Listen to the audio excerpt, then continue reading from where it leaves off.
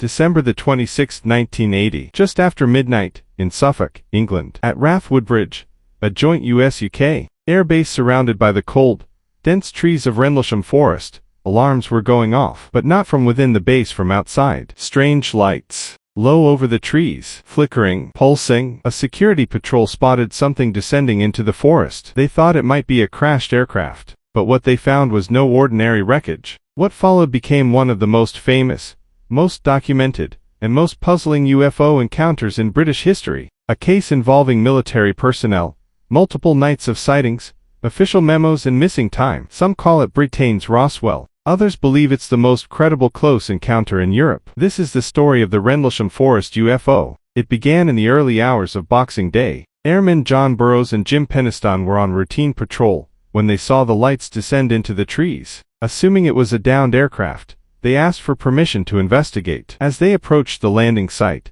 the forest was eerily silent. No animals, no wind. The air itself felt charged electric. Then they saw it. A craft, triangular, metallic, glowing, about 2 meters tall, resting on legs. Penniston later said he walked up to it, touched it. The surface was smooth, warm, covered in strange symbols like hieroglyphs. Then, without warning, the object lifted silently, glided between the trees and vanished. Their radios had failed. Their watches had stopped. And just like that, the still forest burst back to life. The next day, investigators found triangular impressions in the soil, burned branches, elevated radiation levels. The British Ministry of Defense stayed silent, but Lieutenant Colonel Charles Halt, the base's deputy commander, wasn't so easily convinced. 2 nights later, on December the 28th, he entered the forest with a small team, a Geiger counter, and this time a voice recorder. And what he captured became one of the most iconic audio recordings in UFO history. We see strange lights in the sky, they're moving, blinking, it's coming this way, it's emitting a red beam. Bright orbs, red,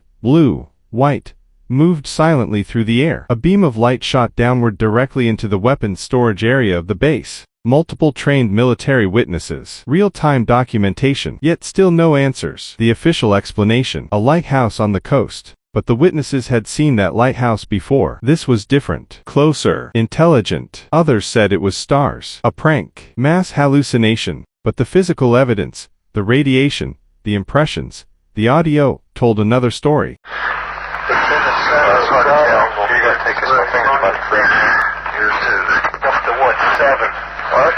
jumped up to 7 tenths there. 7 tenths right here in the center? We found a small blast, what looks like a blasted or scrubbed up area here. We're getting very positive readings. Let's see, is that here?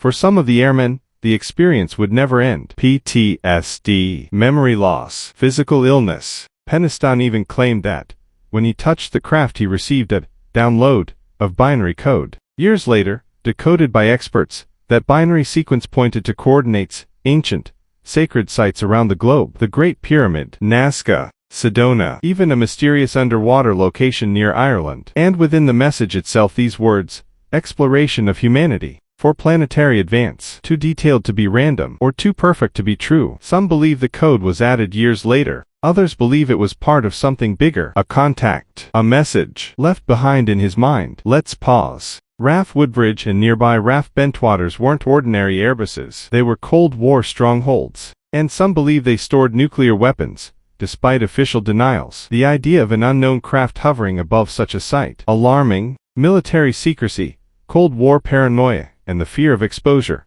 may explain why the event was buried. But for those who were there, forgetting was never an option. Penniston's notebook still holds his drawings, sketches of the craft and its strange symbols. Halt's memo still exists, so do the sighting logs. And over the years, more than a dozen military witnesses have come forward. John Burroughs would later suffer from radiation-related heart damage, took legal action just to get his medical bills covered by the U.S. government. That fact alone gives weight to his account. Penniston, too, said the symbols haunted him, appearing in his dreams. He filled pages with ones and zeros. The message within: coordinates, warnings, a purpose, or a fabrication. Theories abound. Theory 1, an experimental military craft, a stealth drone or spy plane, but in 1980, silent, glowing, and hovering. Unlikely. Theory 2, mass hallucination, yet over multiple nights, with physical traces and radiation readings. Unconvincing. Theory 3, a psychological operation, A test to observe how troops respond to unknown stimuli.